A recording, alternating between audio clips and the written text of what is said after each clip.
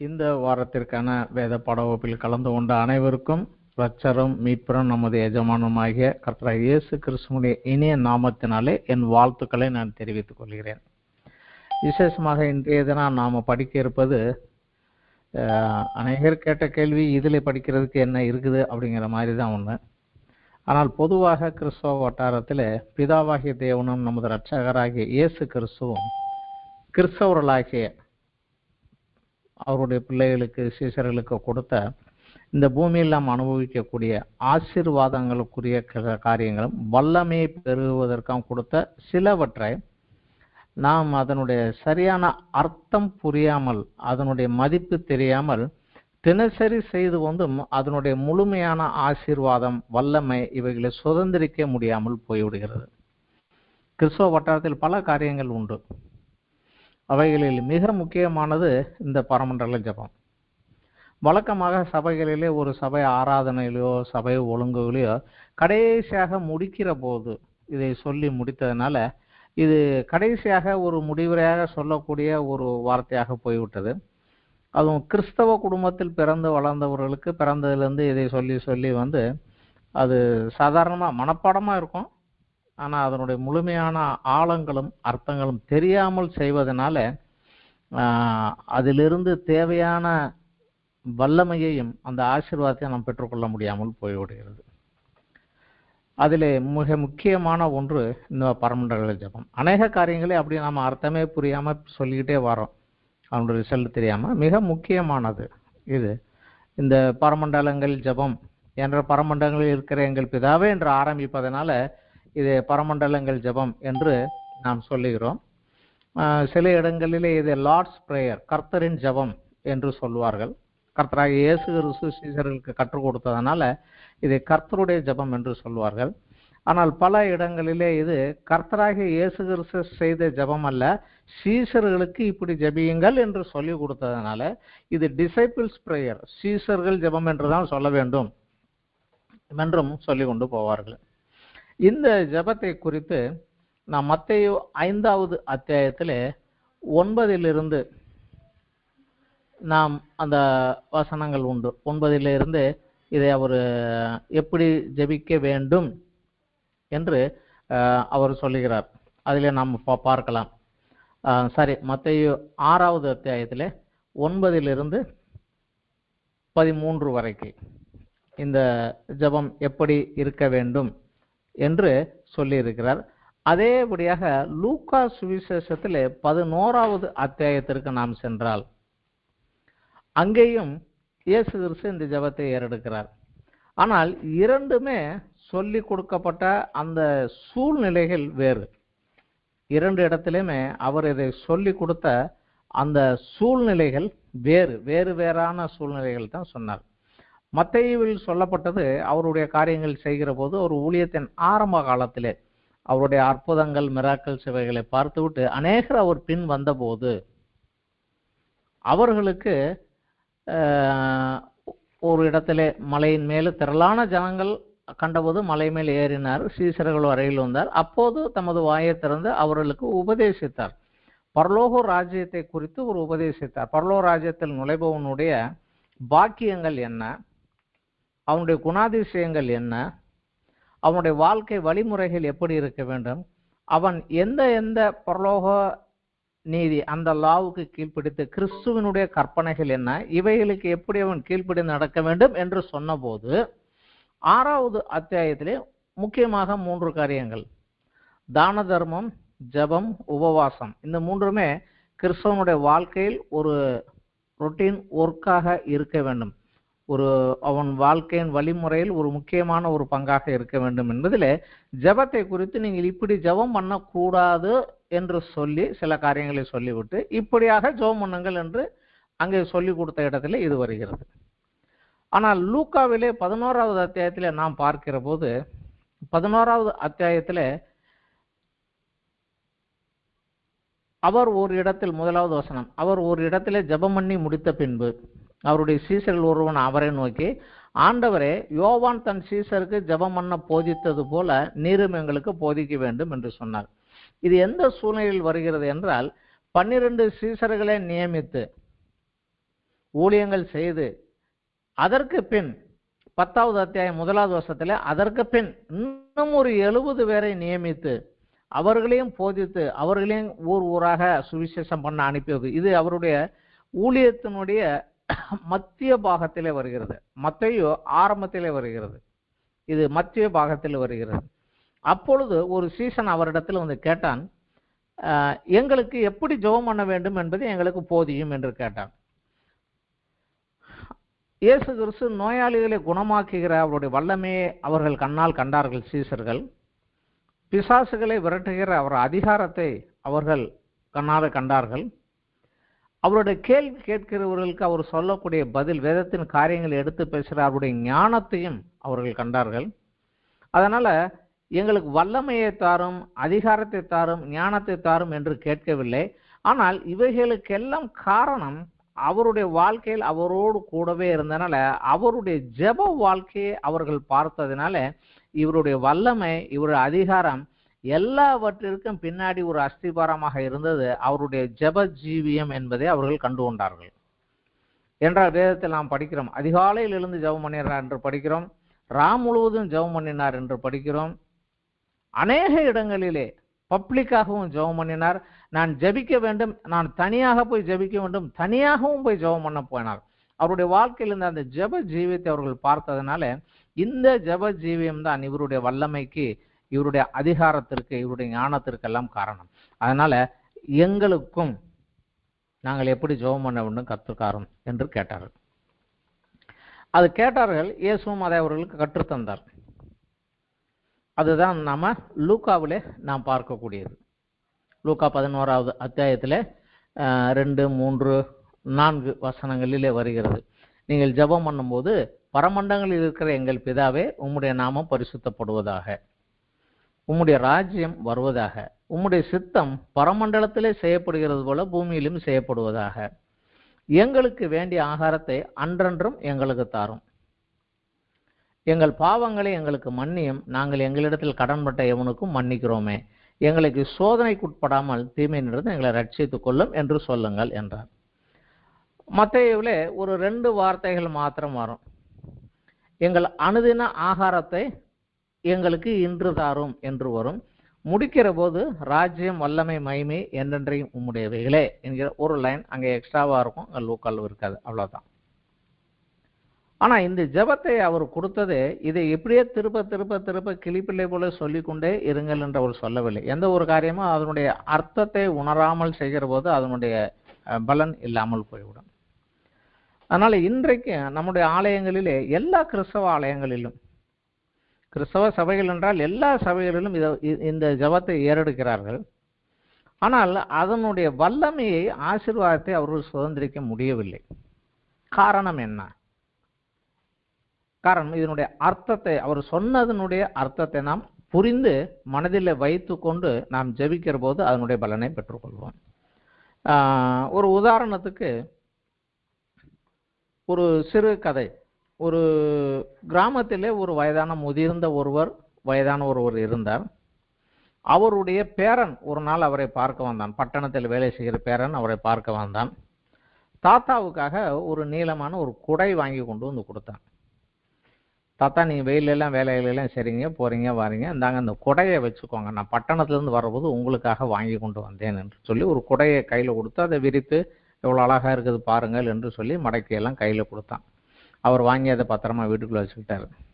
ஆனால் வெயில் அடிக்கிற போது அந்த குடையை அவர் உபயோகப்படுத்துவதில்லை. ஏன்னா கிராமத்துக்குள்ளே இருக்கிறோம், வெயில் அடிக்கிற ஒரு குடை பிடிச்சிட்டு போனால் ஒரு மாதிரி நினைப்பாங்க அப்படிங்கிறதுனால அவர் அதை கொண்டுட்டு போகலை. ஆனால் ஒரு நாள் பக்கத்து கிராமத்துக்கு செல்ல வேண்டியிருந்த போது சூழ்நிலை மழை வருவது போல இருந்ததுனால குடையை கையில் எடுத்துட்டு போயிட்டார். அவர் அந்த ஊருக்கு போய் சேர்கிற போது நல்ல மழை பெய்ய ஆரம்பித்து விட்டது. அவர் கையிலே குடையை வைத்து கொண்டு மழையில் நனைந்து கொண்டே நடந்து போய் கொண்டே தான் இருந்தார். கையிலே குடை இருக்குது, ஆனால் நனைந்து கொண்டே முழுக்க முழுக்க மழையில் நனைஞ்சுக்கிட்டே போனார். அப்போது அந்த ஊரிலே இருந்த ஒரு வாலிபன் ஒரு இடத்துல பார்த்து, தாத்தா கையில் குடையை வச்சுட்டு ஏன் மழையில் நனைகிறீங்கன்னு கேட்டான். அவர் சொன்னார், இல்லைப்பா, என் பேரன் கொண்டாந்து கொடுத்தான், எனக்கு வாங்கி கொண்டாந்து கொடுத்தான், நானும் இதை விரித்து பார்க்குறேன், விரிக்க வரலை, அதனால் கையில் கொண்டுட்டு போகிறேன்னு. என்ன நீங்கள் இப்படி சொல்லிட்டீங்க, இங்கே கொடுங்கன்னு வாங்கி. அந்த கைவிடிக்கு பக்கத்துல இருந்து ஒரு பட்டனை அமுக்கணும்னா கொடை டக்குன்னு விரிஞ்சது. இந்த வாரங்க இவ்வளவுதானே சிம்பிள், இதை விரிக்க. ஓஹோ, இதை அமுக்கினா தான் அது விரியுமா, எனக்கு அது தெரியலப்பா, அந்த பழைய மாடல் கொடைன்னு விரிச்சு விரிச்சு பார்த்தா எனக்கு வரவே இல்லை அப்படின்னாரு. கொடை கையில இருக்குது, ஆனாலும் அதனுடைய அந்த ப்ரொடக்ஷனை அவரால் பெற்றுக்கொள்ள முடியவில்லை. ஏனென்றால் அதை எப்படி உபயோகப்படுத்துவது என்று தெரியவில்லை. கிட்டத்தட்ட இதே நிலைமையில தான் இன்று இந்த பரமண்டலங்கள் ஜபத்தை அநேகர், பொதுவாக சொல்ல வேண்டுமானால் ஒரு 80% கிறிஸ்தவர்கள் இதனுடைய சரியான அர்த்தத்தை தெரியாமல் தான் சொல்லிக்கிட்டே போறாங்க. அதனால அதில் இருக்கக்கூடிய ஒரு முழுமையான ஆசீர்வாதத்தை அவர்கள் சுதந்திரிக்க முடியவில்லை. இன்று நாம் இதை புரிந்து கொண்டு நாம் இதனுடைய அர்த்தம் என்ன என்பதை தியானிப்போம். இதிலே முதலாவது வசனம் 7 வரிகள் 7 பாயிண்ட் அதிலே கொடுக்கிறார். பரமண்டலங்கள் இருக்கிற எங்கள் பிதாவே உம்முடைய நாமம் பரிசுத்தப்படுவதாக. இரண்டாவது, உம்முடைய ராஜ்யம் வருவதாக. மூன்றாவதாக, உம்முடைய சித்தம் பரமண்டலங்களில் செய்யப்படுகிறது போல பூமியிலே செய்யப்படுவதாக. நான்காவது, எங்களுக்கு வேண்டிய ஆகாரத்தை இன்று எங்களுக்கு தாரும். ஐந்தாவது, எங்கள் பாவங்களை எங்களுக்கு மன்னியும், நாங்களும் எங்களிடத்தில் கடன்பட்ட எவனுக்கும் மன்னிக்கிறோமே. ஆறாவது, எங்களை சோதனைக்கு உட்பட பண்ணாமல் தீமையிலிருந்து எங்களை ரட்சித்துக் கொள்ளும். ஏழாவது, ராஜ்யம் வல்லமை மகிமை என்றென்றைக்கும் உடையவைகளே. இதில் இந்த முதலாவது வசனத்தை நாம் இன்று தியானிக்கலாம். பரமண்டலங்கள் இருக்கிற எங்கள் பிதாவே உம்முடைய நாமம் பரிசுத்தப்படுவதாக. பிதாவாகிய தேவனை, நம்மை சிருஷ்டித்த நம்ம ரட்சித்த தேவனை அப்பா பிதாவை என்று கூப்பிடக்கூடிய ஒரு புத்திர சுவிகார ஆவியோடு நீங்கள் ஜபத்தை ஆரம்பிங்கள் என்கிறார். நீர் என் பிதா, நான் உன் குமாரன். ஆனால் இந்த உரிமையை நாம் பாராட்ட வேண்டும் என்றால் யோவான் 1:12 நம்மளுடைய அனுபவமாக இருக்க வேண்டும். அப்படி இல்லாவிட்டால் இது சரியான ஒரு உறவுக்குள்ள போகாது. யோவான் 1:12 நாம் எல்லாருக்கும் தெரிந்த ஒரு வசனம் தான். அவர் நாமத்தின் மேல் விசுவாசம் உள்ளவர்களாய் அவரை ஏற்றுக்கொண்டவர்கள் எத்தனை பேரோ அத்தனை பேரும் தேவனுடைய பிள்ளைகளாகும்படி அதிகாரம் கொடுத்தார். அப்படியாக அவருடைய நாமத்தின் மேல் விசுவாசம் உள்ளவர்களாகி, அவருடைய நாமம் என்கிறது கிறிஸ்துவனுடைய நாமம், அந்த நாமத்திலே விசுவாசம் உள்ளவர்களாகி அவரை ஏற்றுக்கொண்டவர்கள் எத்தனை பேரோ, இயேசு என்கிற அந்த நாமத்திலே பாவத்தை மன்னிக்கிறவர் என்கிற அந்த நாமத்தில் விசுவாசம் உள்ளவராகி பாவத்தை மன்னிக்கப்பட்டவர்களாக அவரை கர்த்தராக என் எஜமானனாக நீர் சொல்லும் நான் கேட்கிறேன் என்று ஏற்றுக்கொண்டவர்கள் எத்தனை பேரோ அத்தனை பேர்களும் தேவனுடைய பிள்ளைகளாகும்படி அதிகாரம் கொடுத்தார். இந்த அனுபவம் நமக்கு இருந்தா இந்த ஜபத்துக்கு நமக்கு ரைட். அது இந்த அனுபவம் இல்லாத போது அது சொல்லுகிற போது தேவன் கிருபையாக இறங்கி கொடுக்கலாமே ஒழிய மற்றபடி ஒரு அப்பா கிட்ட பிள்ளை உரிமையா கேட்டு வாங்குறது போல அந்த உரிமை அவர்களுக்கு இருக்காது. இந்த ஒரு இருக்க வேண்டும், இது முக்கியமானது. அவர் அப்பா, நான் பிள்ளை, அந்த உறவோடு நாம் அங்கே போக வேண்டும். இதில் முதலாவது சொல்கிறது உம்முடைய நாமம் பரிசுத்தப்படுவதாக. அதாவது நான் இங்கிருந்து சொன்னோன்னா அவர் நாமம் அங்கே பரிசுத்தப்பட போவதில்லை. ஏனென்றால் பரலோகத்தில் அவரை சூழ்ந்து எப்பொழுதும் தேவதூதர்கள் இருந்துண்டு பரிசுத்தர் பரிசுத்தர் பரிசுத்தர் என்று ஆராதித்து கொண்டே இருக்கிறார்கள். அவர் பரிசுத்தர், மகா பரிசுத்தர், அதி பரிசுத்தர்.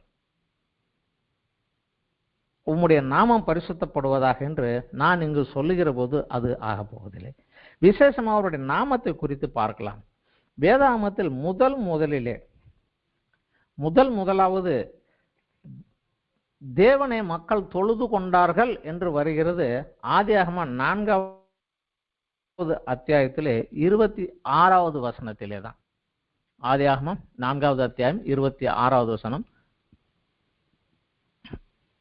சேத்துக்கு ஒரு குமாரன் பிறந்தான், அவனுக்கு ஏனோஸ் என்று பெயரிட்டான். அப்பொழுது மனுஷர் கர்த்தருடைய நாமத்தை தொழுது கொள்ள ஆரம்பித்தார்கள். இது எப்பொழுது ஆரம்பித்தது என்றால் சுமார் ஒரு ஆதாம் சிருஷ்டிக்கப்பட்ட பின்பு ஒரு 235-250 வருடங்களுக்கு பிற்பாடு தான் அவர்கள் தேவனை தொழுது கொள்ள ஆரம்பிக்கிறார்கள். ஆனால் ஆதாம் தேவனை கண்ணாலே கண்டிருக்கிறான். தேவனுடைய ரூபம் என்னவென்று தெரியும். அதனால் அவருக்கு ஒரு உருவத்தையே எதையோ உருவாக்காமல் அவருடைய நாமத்தை சொல்லி அவரை தொழுது கொள்ள ஆரம்பித்தார்கள். ஆதாமுக்கு ஆபேல், காயின் என்று 2 பிள்ளைகள். ஆபேலை காயின் கொலை செய்து விட்டான். ஆண்டவருடைய தண்டனை பெற்று ஆண்டவருடைய சமூகத்தை விட்டு விலகி போய்விட்டான். அவன் சந்ததி வளர்ந்து கொண்டே வருகிறது. அவன் சந்ததியிலே வந்த ஒருவன் கூட இன்னொருவனை கொலை செய்து விட்டு 2 பெண்களை திருமணம் பண்ணி, முதலாவது 2 பெண்களை திருமணம் பண்ணின அவன் தான். அந்த ஒரு காரியங்கள் எல்லாம் அங்க ஒரு பக்கம் போய்கிட்டே இருக்கு. அது ஒரு குரூப் தனியாக போகுது. இங்க ஆதாம் அதற்கு பின் ஒரு குமாரனை பெறுகிறான், சேத். அந்த சேத்துக்கு ஒரு குமாரன் வருகிறான், ஏனோஸ். அது வருகின்ற போதுதான் தேவனை அவருடைய நாமத்தை தொழுது கொள்ள ஆரம்பிக்கிறார்கள்.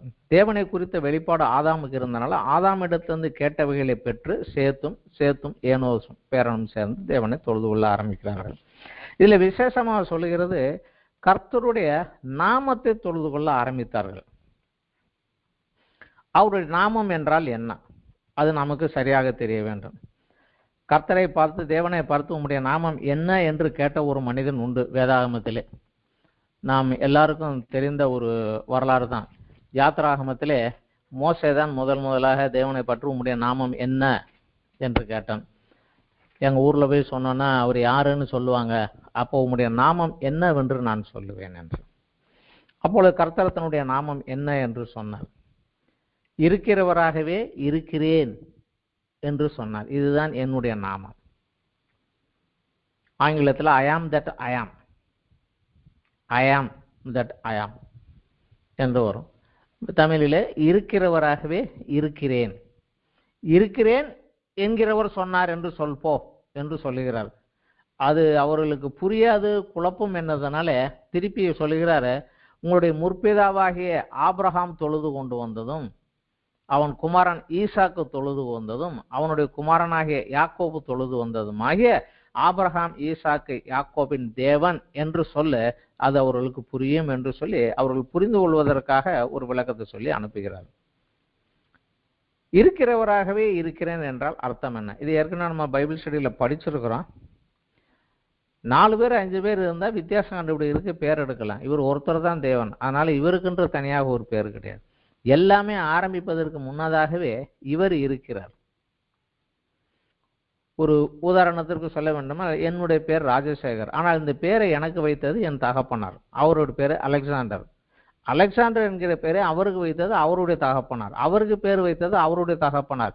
இப்படியே போனா நம்முடைய பிதாவாகிய தேவனுக்கு பேர் வைக்கணும்னா அவருக்கு மேல ஒருத்தர் இருக்கணும். அப்படி யாருமே கிடையாது. நான் தான்ப்பா ஃபர்ஸ்ட், நான் தான் எல்லாருக்கும் பேர் வைப்பேன், எனக்கு யார் பேர் வைக்கிறது? அதனால வேதத்தில் உள்ள தேவனுடைய பேர்கள் எல்லாம் அவருடைய சுபாவம், அவர் இயல்புகளை கொண்டவராக, இந்த மாதிரியான தேவன் என்று, என்னை காண்கிற தேவன் நீர் என்று சொல்லி ஆகார் அவளுக்கு பெயரிட்டார். கர்த்தருடைய பர்வதத்தில் பார்த்து கொள்ளப்படும் என்று சொல்லி ஆபிரகாம் அவரை சொன்னார். தேவன் என் ஜெயமாக இருக்கிறார் என்று யோசுவா அவருக்கு ஒரு பெயர் வைத்தான், யெகோவா நிசி. இப்படியாக என் வாழ்க்கைக்கு அவர் இடைப்பட்டதை வைத்து இப்படிப்பட்ட தேவன் என்று அவர் குணாதிசயத்தை கொண்டு ஒரு பேர் வைத்தார்கள். இப்படித்தான் இருந்ததை ஒழிய அவருக்கென்று கிடையாது. ஐ ஆம் தட் ஐ ஆம், இருக்கிறவராக இருக்கிறேன், இதுதான் அவருடைய தேவன். ஆனால் அதற்கு பின்னதாக ஒரு காரியம் வருகிறது. நீதிமொழிகள் 30 வசனம் 4 நாம் பார்த்தால் அங்கு ஒரு காரியம் வருகிறது. அந்த நீதிமொழிகள் 30 எழுதின ஒருவர், லெமுவேல் என்கிற ஒருவன் ஒரு கேள்வியை அங்கே கேட்கிறார். அது நீதிமொழிகள் 30 யாக்கோபின் குமாரனாகிய ஆகூர் என்னும் புருஷன் ஈத்தியேலுக்கு வசனித்து ஈத்தியேலுக்கு ஊகாலுக்கு உரைத்த உபதேச வாக்கியங்களாவன என்று ஆரம்பித்து அவர் சொல்கிறார், மனுஷரெல்லாம் நான் மூடன், மனுஷருக்கேற்ற புத்தி எனக்கு இல்லை, நான் ஞானத்தை கற்கவும் இல்லை, பரிசுத்தரின் அறிவை அறிந்து கொள்ளவும் இல்லை என்று சொல்லிவிட்டு தேவனை குறித்து அடுத்த வார்த்தை, வானத்திற்கு ஏறி இறங்கினவர் யார்? காற்றை தமது கைபிடியில் அடக்கினவர் யார்? தண்ணீர்களை வஸ்திரத்தினாலே கட்டினவர் யார்? பூமியின் எல்லைகளை எல்லாம் ஸ்தாபித்தவர் யார்? அவருடைய நாமம் என்ன? அதோடு நிற்கவில்லை, அவர் குமாரனுடைய நாமம் என்ன, அதை அறிவாயோ என்று கேட்கிறார். அவருடைய நாமம் என்ன, அவருடைய குமாரனுடைய நாமம் என்ன, இதை நான் அறியாத ஒரு மூடனாகத்தான் இருக்கிறேன் என்று அவர் சொல்கிறார். அவர் குமாரனுடைய நாமம் என்ன? அவருடைய நாமம் மாத்திரமல்ல, அவர் குமாரனுடைய நாமத்தை நம்ம அறிந்து கொள்ள வேண்டியது நமக்கு ஒரு முக்கியமான காரியம். அவர் குமாரனுடைய நாமம் என்ன? மத்தேயு 1வது அத்தியாயத்தில் அவருடைய குமாரனுடைய நாமம் என்ன என்பதை தேவன் தம்முடைய தூதனை அனுப்பி யோசேப்புக்கு சொப்பனத்திலே வெளிப்படுத்துகிறார். அவனுடைய சொப்பனத்திலே வந்து அவனுக்கு வெளிப்படுத்துகிறார். மத்தேயு 1வது அத்தியாயத்திலே 20-21 வசனத்திலே அவன் இப்படி சிந்தித்துக் கொண்டிருக்கையிலே கர்த்தருடைய தூதன் சொப்பனத்திலே அவர் காணப்பட்டு, தாவீதின் குமாரனாகிய யோசேப்பே, உன் மனைவியாகிய மரியாளை சேர்த்து கொள்ள ஐயப்படாதே, அவளிடத்தில் உற்பத்தி ஆகியிருக்கிறது பரிசுத்த ஆவியினாலே உண்டானது, அவள் ஒரு குமாரனை பெறுவாள், அவருக்கு இயேசு என்று பெயரிடுவாயாக, ஏனெனில் அவர் தமது ஜனங்களின் பாவங்களை நீக்கி அவர்களை ரட்சிப்பார். இயேசு என்ற பெயருக்கு அர்த்தம் தமது ஜனங்களின் பாவங்களை நீக்கி ரட்சிக்கிறவர், கர்த்தரினுடைய ரட்சிப்பு என்று அதற்கு பொதுவாக அர்த்தம். இயேசு என்ற தமிழிலே இருக்கிறது. அங்கு அவர் சொன்னது யெஷுஹா, இதுதான் ஹீப்ரூவில் உள்ள அவருடைய பேர். யெஷுஹா என்பதும் யோசுவா என்பதும் கிட்டத்தட்ட சமம்தான். யோசுவா என்றால் கர்த்தர் என்ற ரட்சிப்பு, யெஷுஹா என்றால் கர்த்தரின் ரட்சிப்பு. ஸோ அவ்வளோதான், அதில் வேற ஒன்றும் வித்தியாசம் கிடையாது, ரெண்டு கிட்டத்தட்ட ஒன்று தான். ஆனால் இந்த பேரில் அநேகர் இருந்தனால இது குழப்பம் வரக்கூடாது என்று வேதாகமத்தை மொழிபெயர்த்து வேறு பாஷைகளில் வந்தபோது வேறு எங்கும் இல்லாத ஒரு பெயரை விசேஷமாக அவர் வைத்தார்கள். தமிழிலே இயேசு, ஆங்கிலத்திலே ஜீசஸ், நம்ம ஹிந்தியில் போனோம்னா ஈசு, மராட்டி பாஷையில் வந்த ஈசா, அரபி மொழியில கூட குரானில் கூட ஈசா நபி என்றுதான் அவரை அழைக்கிறார்கள். ஸோ அந்த மாதிரியாக அவருடைய பேர், பட் உண்மையாக அவருக்கு வைக்கப்பட்ட பேர் அது. அந்த பேருடைய அர்த்தம் நமக்கு தெரிய வேண்டும், கர்த்தர் என்ற ரட்சிப்பு. இது மத்தேயு 1 யோசேப்புக்கு வெளிப்பட்டு சொன்னார். அதே தேவன் லூக்காவிலே மரியாளுக்கு தரிசனமாகி, காபிரியேல் தேவதூதனை அனுப்பி அவனுக்கு தரிசனமாகி அவரிடத்தில் சொல்லுகிற போதும் மரியாள் இடத்திலும் இதே காரியத்தை தான் சொல்லுகிறார். மரியாள் இடத்திலும் வந்து அவளுக்கு இந்த காரியத்தை வெளிப்படுத்துகிற போது, நீ கர்ப்பவதியாகி ஒரு குமாரனை பெறுவாய், அவருக்கு இயேசு என்று பெயரிடுவாயாக என்று மரியாள் இடத்திலும் சொல்லுகிறார், யோசேப்பிடத்திலும் சொல்லுகிறார். எனவேதான் அவர்கள் அவருக்கு இயேசு என்று பெயர் வைத்தார்கள். ஆனால் இதே வசனத்திலே நாம் படிக்கிற போதே ஒரு சிறு வித்தியாசம் வரும். மத்தேயு 1வது அத்தியாயத்திலே 21வது வசனத்திலே தேவதூதன் அவருக்கு இயேசு என்று பெயரிடுவாய் என்று சொன்னார் என்று இந்த மத்தேயு ஆக்கியோன் எழுதுகிறார். ஆனால் அதே அத்தியாயத்தில் அவருடைய வம்சாவளியை குறித்து சொல்லுகிற போது 16வது வசனத்தில் வேறு ஒரு பெயரை அவருக்கு சொல்லுகிறார். மத்தேயு 1:16 யாக்கோபு மரியாளுடைய புருஷனாகி யோசேப்பை பெற்றான், அவளிடத்திலே கிறிஸ்து எனப்படுகிற இயேசு பிறந்தார். கிறிஸ்து என்று ஒரு பேரும் அவருக்கு உண்டு என்று அவர் சொல்லுகிறார். கிறிஸ்து எனப்படுகிற இயேசு பிறந்தார் என்று. இதே பிள்ளையை கையில ஏந்தி கொண்டு 40வது நாள் யோசேப்பும் மரியாளும் தேவாலயத்துக்கு போகிற போது சிமியோன் என்கிற ஒரு தேவ மனிதன் இருந்தான். அவனுக்கு தேவன் வெளிப்படுத்தி இருந்தார், கர்த்தராகிய கர்த்தருடைய கிறிஸ்துவை காணாமல் நீ மரிக்க மாட்டாய் என்று அவனுக்கு அறிவிக்கப்பட்டிருந்தது. கர்த்தருடைய கிறிஸ்துவை நீ காணும் முன்னே மரணமடைய மாட்டாய் என்று அவருக்கு சொல்லப்பட்டிருந்தது. அதனால அவர் அந்த பிள்ளையை கையில எடுத்துக்கொண்டு ஜெபம் பண்ணுகிறார். ஜெபம் பண்ணுகிற போது லூக்கா 2வது அத்தியாயத்தில் 32வது வசனத்தில் சொல்லுகிறாரு, தேவரீர் உம்முடைய ரட்சண்யத்தை என் கண்கள் கண்டது, முழு உலகத்தின் ரட்சிப்பை நீ கொடுத்த அந்த ரட்சிப்பை நான் கண்டேன், இப்பொழுது நான் சமாதானத்தோடு மரிப்பதற்கு நான் செல்வேன் என்று சொல்லுகிறார். ஸோ அவருக்கு பேர் இயேசு, தம்முடைய ஜனங்களின் பாவங்களை நீக்கி ரட்சிக்கிறவர். கிறிஸ்து, கிறிஸ்து என்பது கிரேக்க பதம், ஹீப்ருவிலே மஷியா, மேசியா என்று சொல்வார்கள். இந்த கிறிஸ்து மேசியா இரண்டிற்கும் சரியான ஒரு அர்த்தம் வேண்டுமென்றால் தி அனாயிண்டட் ஒன், தேவனால் அபிஷேகிக்கப்பட்டவர். அபிஷேகம் என்பது ஒரு பொறுப்பையும் ஒரு ஸ்தானத்தையும் கொடுத்து அந்த காரியங்களை செய்யும்படியாக அபிஷேகிப்பது. அவரை எதற்காக அபிஷேகித்திருந்தார்? என்றால் தெளிவாக நாம் தெரிந்து கொள்ள வேண்டாம். He was anointed as a king to rule the heaven and the earth with power and justice. வல்லமையோடும் நீதியோடும் பரலோகத்தையும் பூமியையும் ஆளுகை செய்யும்படியாக தேவனால் அபிஷேகிக்கப்பட்டு அதற்கென்று நியமிக்கப்பட்டவர் இவர் ஒருவரே. அதனால இந்த அனாயிண்டட் ஒன், இவர் ஒருத்தருக்கு தான் அந்த ஆசீர்வாதம், அந்த அபிஷேகம் உண்டு. அவர்தான் கிறிஸ்து. அந்த கிறிஸ்துவை குறித்து பழைய ஏற்பாடுகளில் பல இடங்களில் நமக்கு குறிப்பு இருக்கிறது. சங்கீதம் 2 வாசித்தால் தெளிவாக அதை குறித்து சொல்கிறது.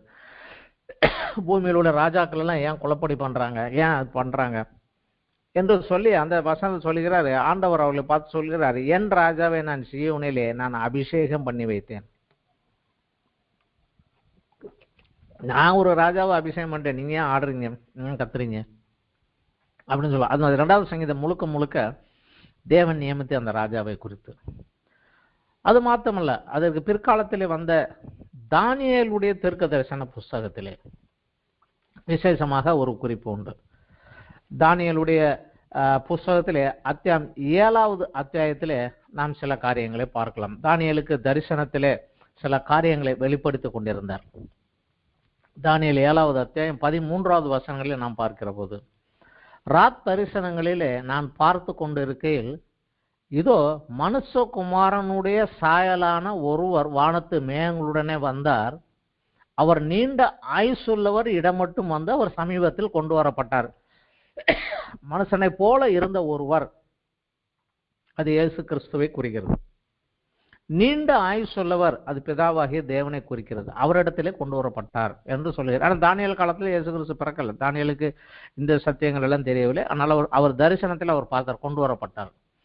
14வது வசனங்கள, சகல ஜனங்களும் ஜாதியாரும் பாஷைக்காரரும் அவரையே சேவிக்கும்படிக்கு அவருக்கு கர்த்தத்துவமும் மகிமையும் ராஜரீகமும் கொடுக்கப்பட்டது.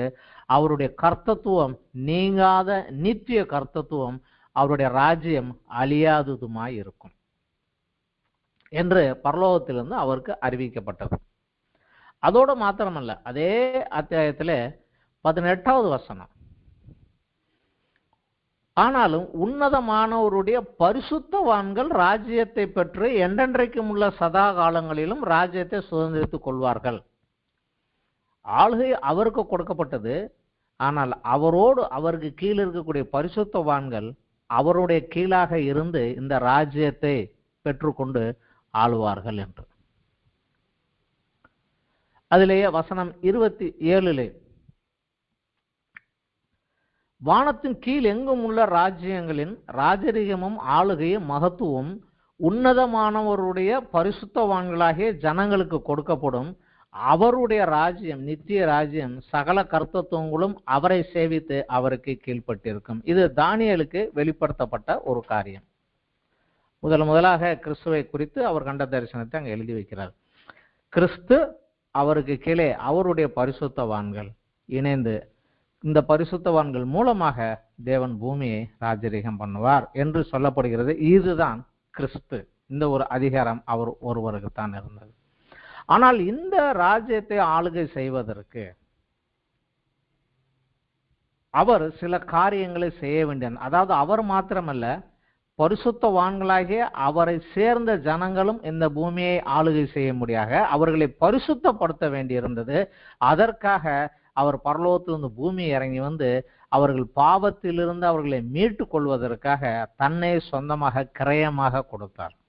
அவரோடு பூமியை ஆளுகை செய்யும்படி நாம் அதற்கு தகுதி உள்ளவர்கள் ஆகும்படியாக நம்முடைய பாவத்தை நீக்குவதற்காக அவர் பூமியிலே இறங்கி வந்து நமக்காக கிரயத்தை செலுத்தி நம்மை மீட்டு எடுத்தார். ஏசாயா 53வது அத்தியாயம் நாம் முழுவதும் வாசித்து பார்த்தால் அங்கே இதுதான் இருக்கும். கிறிஸ்துமஸ் அன்று விசேஷமாக வாசிக்கிறது ஏசாயா 9வது அத்தியாயத்திலே 6-7. நமக்கு ஒரு குமாரன் கொடுக்கப்பட்டார். அந்த ஒரு வாசனத்தை தான் ஒவ்வொரு கிறிஸ்துமஸ் அன்றைக்கும் நம்ம மெதுவாக படிக்கிறது. ஏசாயா 9 வசனம் 6, நமக்கு ஒரு பாலகன் பிறந்தார், நமக்கு ஒரு குமாரன் கொடுக்கப்பட்டார், கர்த்தத்துவம் அவர் தோளின் மேல் இருக்கும், அவர் நாமம் அதிசயமானவர், ஆலோசனை கர்த்தா, வல்லமையுள்ள தேவன், நித்திய பிதா, சமாதான பிரபு எனப்படும்.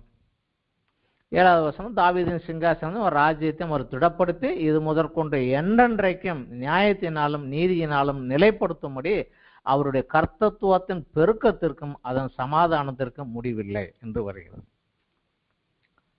இது கிறிஸ்துமஸ் அன்று கிறிஸ்து பிறந்த அன்று செல்கிறது. ஆனால் இதற்கு நாம் தகுதியுள்ளவர்கள் ஆகும்படியாக அவர் செய்தது என்ன என்பதுதான் நமக்கு ஏசாயா 53வது அத்தியாயத்திலே முழுக்க நாம் வாசித்து பார்த்தால் இந்த காரியம்தான்.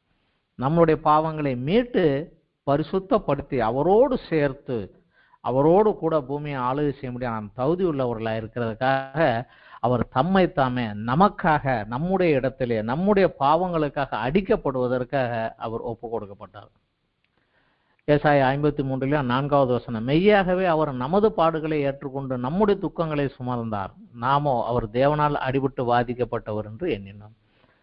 நம்முடைய மீறுதலின் நிமித்தம் அவர் காயப்பட்டு நம்முடைய அக்கிரமங்கள் நிமித்தம் அவர் நொறுக்கப்பட்டார், நமக்கு சமாதானத்தை உண்டு பண்ணும் ஆக்கினை அவர் மேல் வந்தது, அவருடைய தழும்புகளினாலே குணமாகிறோம்.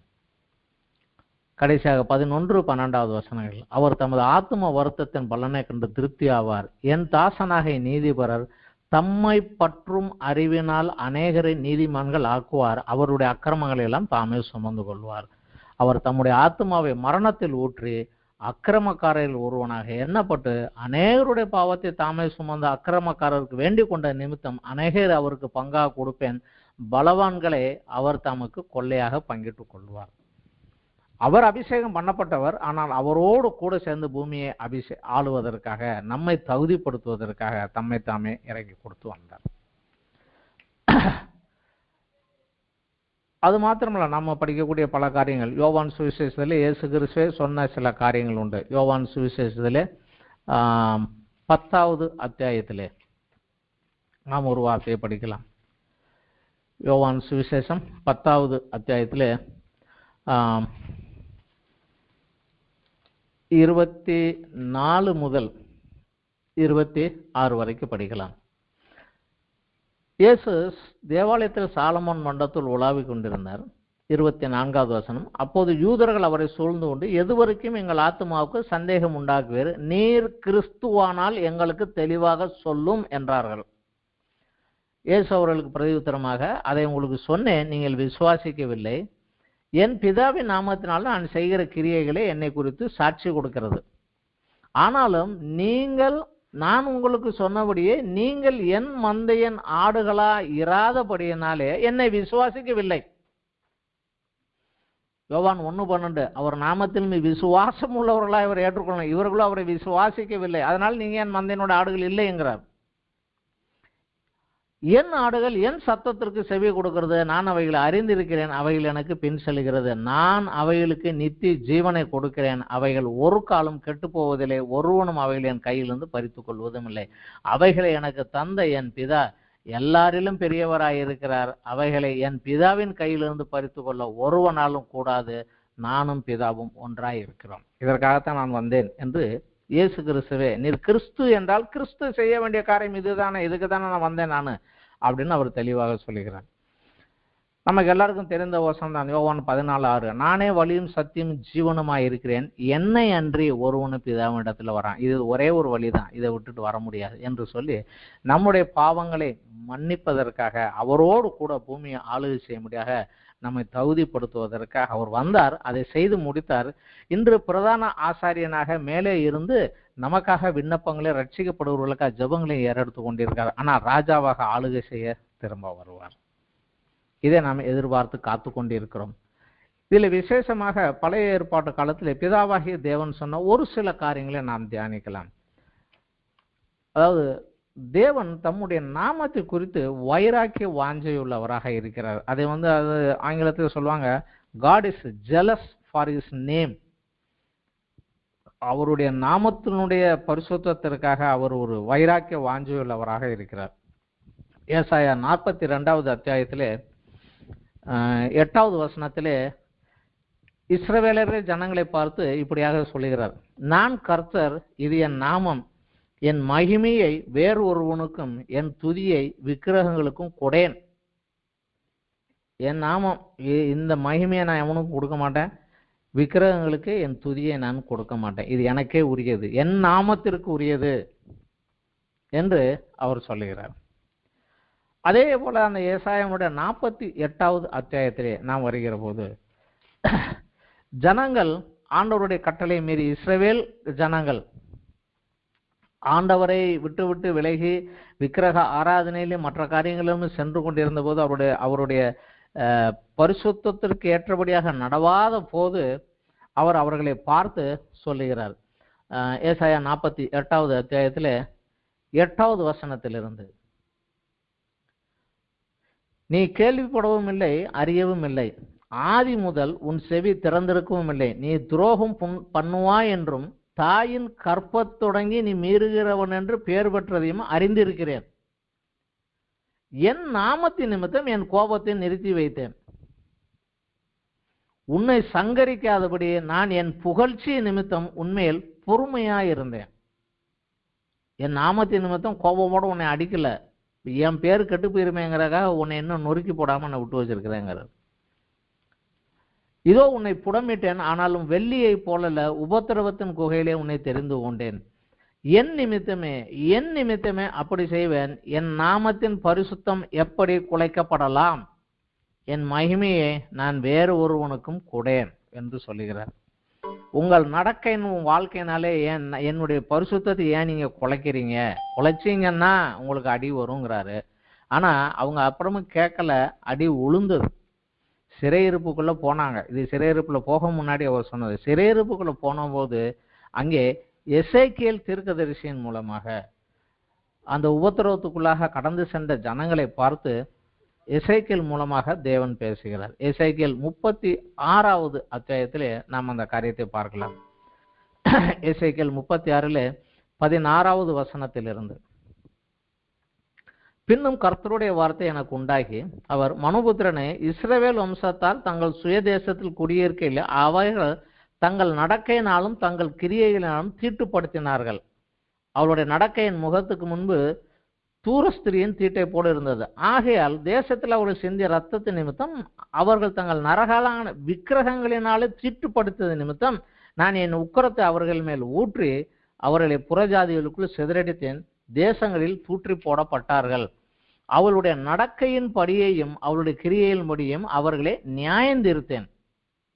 அவர்கள் புறஜாதிகளோடு போனபோது இந்த ஜனங்கள் இவர்களை குறித்து, இவர்கள் கர்த்தருடைய ஜனங்கள், அவருடைய தேசத்திலிருந்து வந்தவர்கள் என்று சொன்னதினாலே இவர்கள் என் பரிசுத்த நாமத்தை பரிசுத்த குலைச்சலாக்கினார்கள். ஆனாலும் இஸ்ரவேல் வம்சத்தார் தாங்கள் வந்து சேர்ந்த புறஜாதிகளிடத்தில் பரிசுத்த குலைச்சலாக்கின என் பரிசுத்த நாமத்தின் நிமித்தமாகவே இறங்குகிறேன். அதனால் நீ இஸ்ரவேல் வம்சத்தாரை நோக்கி கர்த்தராகிய ஆண்டவர் உரைக்கிறது என்னென்றால், இஸ்ரவேல் வம்சத்தாரே, உங்கள் நிமித்தம் அல்ல, நீங்கள் வந்து சேர்ந்த புறஜாதிகளிடத்தில் பரிசுத்த குலைச்சலாக்கிய என் பரிசுத்த நாமத்தின் நிமித்தமே நான் இப்படி செய்கிறேன் என்று சொல்லி உங்களை நான் திரும்ப அந்த தேசத்துக்கு கொண்டுட்டு வருவேன் அப்படிங்கிறார். 24வது வசனத்திலிருந்து, நான் உங்களை புறஜாதி இடத்திலிருந்து அழைத்து உங்களை சகல தேசங்களிலிருந்து சேர்த்து உங்கள் சுய தேசத்திற்கு உங்களை கொண்டு வருவேன். அப்பொழுது நாங்கள் உங்கள் மேல் சுத்தமான ஜலம் தெளிப்பேன். நாங்கள் உங்களுடைய எல்லா அசுத்தங்களையும் எல்லா நரகலான விக்கிரங்களையும் நீக்கி உங்களை நான் சுத்தமாக்குவேன். நீங்கள் சுத்தமாவீர்கள். உங்களுக்கு நவமான இருதயத்தை கொடுத்து உங்கள் உள்ளத்திலே புதிதான ஆவியை கட்டளையிட்டு கல்லான இருதயத்தை உங்கள் மாம்சத்தில் எடுத்து போட்டு சதையான இருதயத்தை உங்களுக்கு கொடுப்பேன். உங்கள் உள்ளத்திலே என் ஆவியை வைத்து உங்களை என் கட்டளைகள் நடக்கவும் என் நியாயங்களை கைக்கொள்ளவும் அவைகளின்படி செய்யவும் பண்ணுவேன். அதற்கப்புறம் சொல்லுகிறார், உங்கள் பிதாவின் தேசத்தில் குடியிருப்பீங்கள், உங்களை ரட்சித்து பஞ்சம் வராதபடி உங்களை எல்லாம் செய்வேன் என்று சொல்லி வந்து 32வது வசனத்தில் சொல்லுகிறார், நான் இப்படி செய்வது உங்கள் நிமித்தமாக அல்ல என்று கர்த்தராகிய ஆண்டவர் சொல்லுகிறார். இது உங்களுக்கு அறியப்பட்டிருக்க கடவது. ஏன்னா நீ யோக்கியன் என்று, நீ நல்லவன் என்று நான் அதுக்காக உன்னை கொண்டு வந்தேன் என்று அல்ல. இது உங்களுக்கு நன்றாக தெரிய வேண்டும். ஏனென்றால் என் நாமம் பரிசுத்தமாக்கும்படியாக, என் நாமத்தை பரிசுத்தப்படுத்தும்படியாக நான் திருப்பி உங்களை கொண்டாந்து பரிசுத்தப்படுத்தி வைக்கிறேன். ஏனென்றால் என் பேர் உன் மேல இருக்கு. இன்றைக்கு தெருவிலே 2-3 பசங்க சண்டை போடுறாங்க, அடிச்சுக்கிறாங்க, நம்ம பார்க்குறோம்.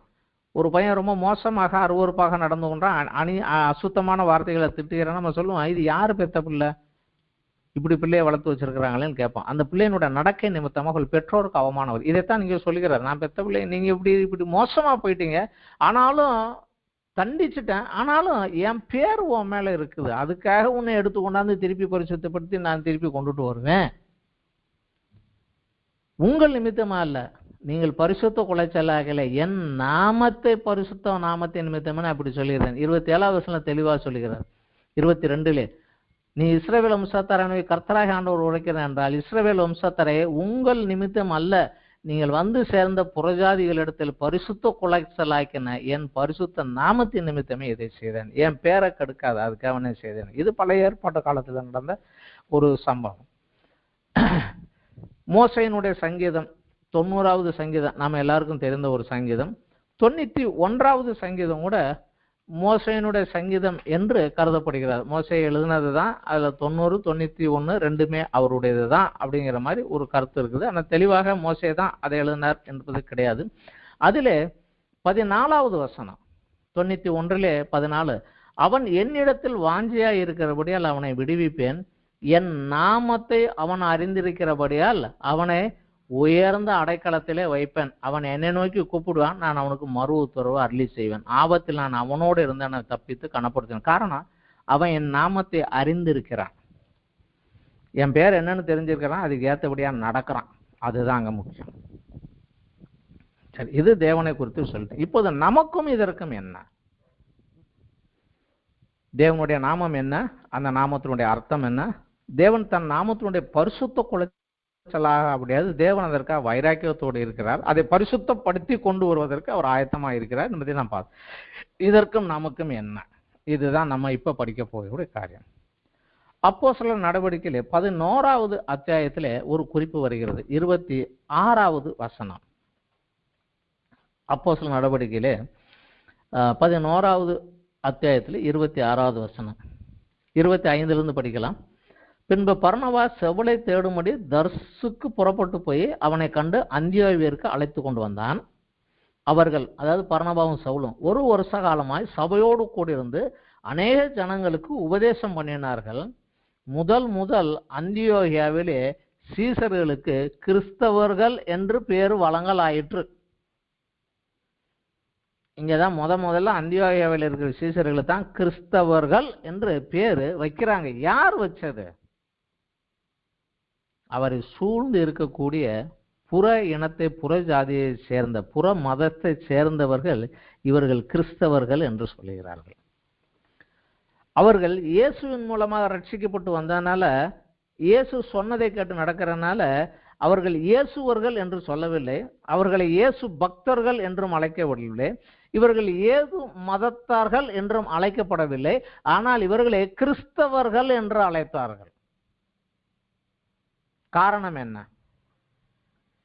அவர்கள் வாழ்க்கையிலும் வார்த்தையிலும் இருந்த ஒரு சாட்சி, இயேசு கிறிஸ்துவினால் எங்கள் பாவங்கள் மன்னிக்கப்பட்டு பிதாவாகிய தேவனோடு ஒப்புரவாகி அவருடைய பிள்ளைகளாக முடியாத அதிகாரத்தை பெற்று கிறிஸ்து கர்த்தராக நாங்கள் அவரை ஏற்றுக்கொண்டு அவர் சொன்ன கற்பனைகளை பின்பற்றி நடந்து எங்களை பரிசுத்தத்திலும் நீதியிலும் நாங்கள் வளர்த்து கொண்டே வருகிறோம்.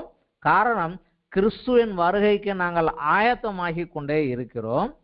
அவர் வருகிற போது அவரோடு பூமியை ஆளுகை செய்வோம், அவரோடு நித்தியமாக குடியிருப்போம் என்கிற இந்த சத்தியத்தை அவர்கள் வார்த்தையினாலும் வாழ்க்கையினாலும் வாழ்ந்து காண்பித்தார்கள்.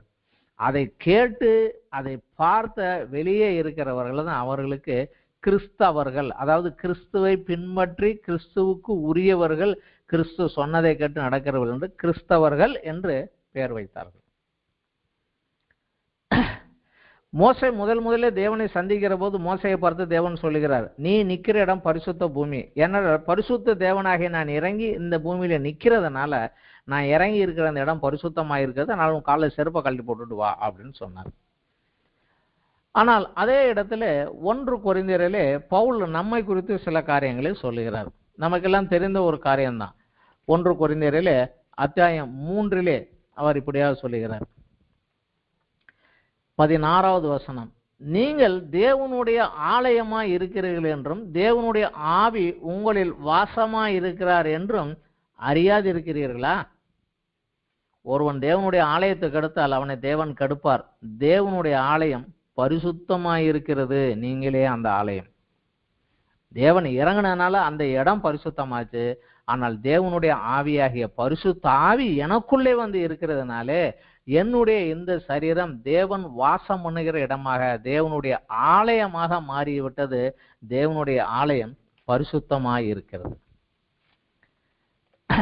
அதே போல 1 கொரிந்தியர் 6வது அத்தியாயத்திலும் சில காரியங்களை சொல்லுகிறார். 11வது வசனம், உங்களில் சிலர் இப்படிப்பட்டவர்களாய் இருந்தீர்கள். எப்படிப்பட்டவர்கள் என்று மேலே உள்ள 2 வசனம் சொல்கிறார். நீங்க அநியாயக்காரனாகவும் விக்கிரக ஆராதனைக்காரரும் விபச்சாரக்காரராகவும் திருடனாகவும் பொருளாசைக்காரரும் விதியராகவும் உதாசீனரும் கொள்ளைக்காரராகவும் இருந்தீங்க. ஆயினும் கர்த்தராகிய இயேசுவின் நாமத்தினாலும் நம்முடைய தேவனுடைய ஆவியினாலும் கழுவப்பட்டீர்கள், பரிசுத்தமாக்கப்பட்டீர்கள், நீதிமான்கள் ஆக்கப்பட்டீர்கள் என்று சொல்லிட்டு அவர் அப்படியே கீழே வருகிற போது 19வது வசனம் சொல்கிறாரு, உங்கள் சரீரமானது நீங்கள் தேவனால் பெற்றும் உங்களில் தங்கியும் இருக்கிற பரிசுத்த ஆவியினுடைய ஆலயமாய் இருக்கிறது என்றும் நீங்கள் உங்களுடையவர்கள் அல்ல என்றும் அறியீர்களா? கிரயத்துக்கு கொல்லப்பட்டீர்களே, ஆகையால் தேவனுக்கு உடையவைகளாகிய உங்கள் சரீரத்தினாலும் உங்கள் ஆவியினாலும் தேவனை மகிமைப்படுத்துங்கள். அந்த பரிசுத்த ஆவியானவரே இறங்கி வந்து உள்ள இருக்கிறனால நீ பரிசுத்தமாய் இருக்கையிலே என்று சொல்லுகிறார். அதே ஒரு பவுல் தெசலோனியருக்கு எழுதுகிற போது 4வது அத்தியாயத்திலே 3வது வசனம் சொல்கிறார், நீங்கள் பரிசுத்தம் உள்ளவர்களாக வேண்டும் என்பதே தேவனுடைய சித்தம் என்று அவர் சொல்லுகிறார். அப்படியே 7வது 8வது வசனத்தில் ஒரு எச்சரிப்பை சொல்லுகிறார், தேவன் நம்மை அசுத்தத்திற்கு அல்ல பரிசுத்தத்திற்கே அழைத்து இருக்கிறார். ஆகையால் அசட்டை பண்ணுகிறவன் மனுஷரை அல்ல, தமது பரிசுத்த ஆவியை நமக்கு தந்தரில்லைன தேவனை அசட்டை பண்ணுகிறான் என்று சொல்லுகிறார். எபிரேய நிருபராக்கியோன் இன்னும் கொஞ்சம் விசேஷமாக வேறு ஒரு காரியத்தை சொல்லுகிறார். எபிரேயர் நிருபத்திலே 12வது அத்தியாயத்தில் 14வது வசனத்திலே இப்படியாக சொல்லுகிறது, யாவரோடும் சமாதானமாய் இருக்கவும் பரிசுத்தம் உள்ளவர்களாய் இருக்கும் நாடுங்கள், பரிசுத்தம் இல்லாமல் ஒருவனும் தேவனை தரிசிப்பது இல்லையே என்கிறார். சிமிர்னா சபைக்கு நம்ம படித்த காரியத்தில் இதுதான் சொல்லுகிறோம். சபை நீ ரொம்ப மோசமா போயிட்டு இருக்க, ஆனாலும் உனக்குள்ளே தன் வஸ்திரத்தை அசுசிப்படுத்தாத சிலர் உண்டு, அவர்கள் வெண்வஸ்திரம் தரித்து என்னோடு இருப்பார்கள், அவர்கள் நாமத்தை ஜீவ புஸ்தகத்தில் நான் கிறுக்கி போட மாட்டேன். சிமிர்னா சபையில் உள்ள எல்லாரும் பேரையும் அந்த லிஸ்டையும் எடுத்து வச்சுட்டு எவன் பரிசுத்தமா இல்லையா அவன் பேரெல்லாம் இவன் பரலோகத்தில் வர வேண்டாம்னு சொல்லி அவன் பேரை கிறுக்கி போட்டுக்கிட்டு இருக்கிறேன். ஆனாலும் ஒரு சிலர் பரிசுத்தமா வாழ்றவங்க இருக்காங்க, அவன் பேரை மட்டும் நான் கிறுக்கி போட மாட்டேங்கிறாரு. ஸோ ரட்சிக்கப்பட்டது வாஸ்தவம் தான், பாவங்கள் கழுவப்பட்டது வாஸ்தவம் தான். ஆனால் பரிசுத்தத்தில் வளராததுனாலே பழைய அசுத்தத்துக்குள்ளும் அருவறுப்புக்குள்ள இருந்ததுனால அந்த ரட்சிப்பை இழந்து போகக்கூடிய ஒரு காரியமும் வந்துவிடும், ஜாக்கிரதையாக இரு என்று எச்சரிக்கிறார்.